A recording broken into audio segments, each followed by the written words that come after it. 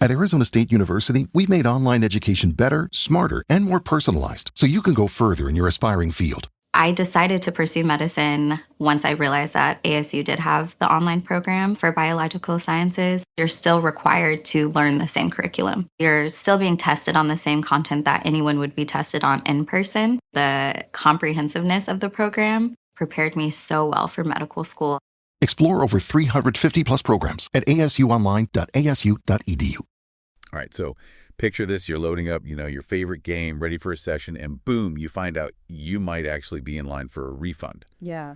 That's what's going down right now with Fortnite, and it's all because of this big settlement with the Federal Trade Commission, the FTC. Right. And we've got all the documents, the source material right here, ready to do a deep dive to really break down what this means for you. Absolutely. Yeah. This is a pretty big deal. It is, right. Like back in December 2022, the FTC, they reached this massive $520 million settlement with Epic Games, the folks behind Fortnite. Yeah.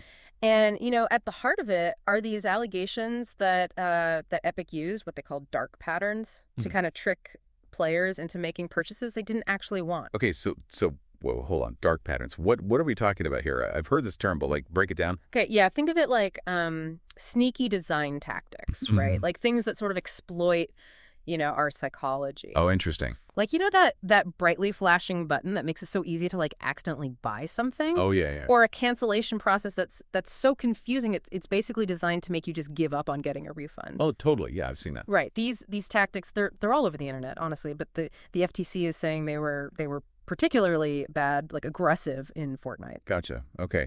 And this isn't just about a few accidental clicks, right? I mean, the settlement also mentions Epic collecting personal info from kids without their parents even knowing. Exactly. Yeah. That's actually a whole separate part of the settlement, a $275 million penalty specifically for violating children's online privacy laws. Wow. Okay. So out of that huge $520 million, a giant chunk, $245 million, is actually going towards refunds for consumers, right? Yeah. And the FTC is not messing around. They're actually sending out these payments right now. Over 629,000 payments have already gone out, which is over $72 million. It's huge. And it's really interesting, right? Because it's not just a slap on the wrist for Epic Games. Right. The FTC is really taking these concrete steps to actually put money back in the pockets of players who might have been, affected by all this. Yeah. It averages out to about $114 per player? Yeah. Which for Fortnite people, that's enough to grab a battle pass, right, with the V-Bucks. Yeah. But I think even bigger picture, it sets this precedent, right? Mm-hmm. It shows that gaming companies, they can be held accountable for this kind of stuff. Yeah, absolutely. So okay, let's get down to brass tacks. How do you listening know if you're one of the people who might get a refund? Well, the FTC, they've outlined three main scenarios, three situations where you might be eligible. So first, those unintended purchases we were talking about, right? Mm-hmm. Were you charged for stuff in Fortnite between January 2017 and September 2022, things you really didn't want? Okay, so that's like those sneaky dark patterns we talked about. Exactly. Gotcha. What's the second one? The second one is all about unauthorized purchases, specifically made by kids.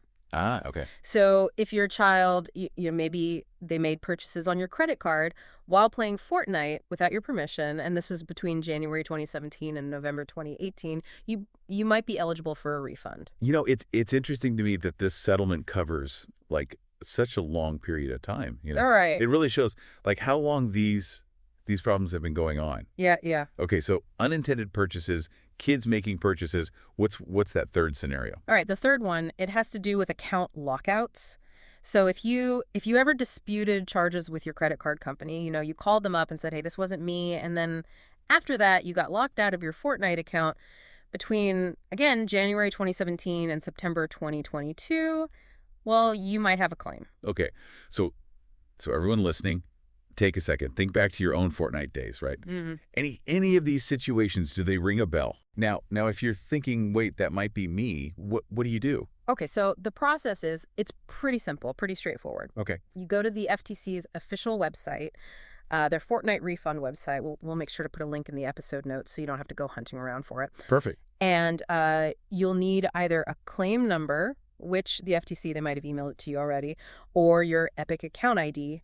And really important, don't wait. Don't put this off because the deadline to file is January 10th, 2025. So that's less than a year away. Yeah. Set a reminder, like right now, on your phone. Seriously, don't miss out on this. Okay, so you've got your claim. How do you actually get your refund? What's the deal? Well, the FTC is giving you two options. You can choose PayPal, which you'll need to accept it within 30 days, or they'll send you a good old-fashioned check in the mail, but you got to cash that within 90 days. Okay, and I think this is important to repeat. The FTC is super clear about this. Filing a claim, it's free. Yes, completely free. If anyone tries to tell you you got to pay them money to get this refund, it's a scam. Full stop. Absolutely, yeah. Be careful. Be vigilant. Stick to the official FTC website. So to be fair to Epic Games, they have acknowledged the settlement, and they're saying they're making changes to stop this kind of stuff from happening again. Yes, they are. But, it does make you wonder, right? If Epic Games was using these tactics, what other online games or platforms are doing the same thing? Yeah, and I think that's what's really, really fascinating about this whole case. It could be like the tip of the iceberg. Totally, yeah. It could spark this much bigger conversation about how we protect consumers in the gaming world, in the whole industry.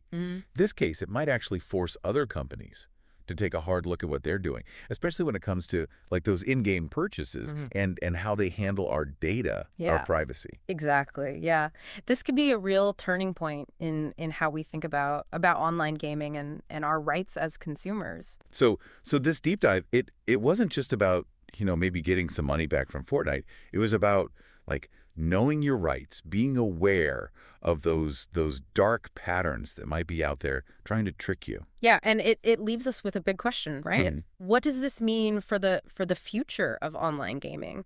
What other changes might we see? Because of this case that's setting a precedent, it's definitely something to think about.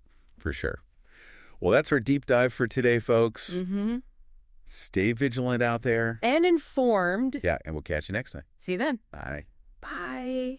Today is your lucky day. Today is the day that our $3 website works for you, paying you directly to your PayPal daily. Imagine $3 ongoing continuous payments to your PayPal account.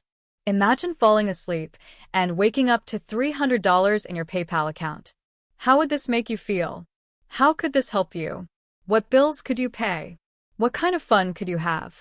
What does that retirement look like now? All for a one-time payment of $3. This website is DFY done for you, fully built and completely hosted, and never stops collecting payments for you. You have spent $3 on coffee on a regular, but that coffee won't help you create multiple streams of income. Click the link below.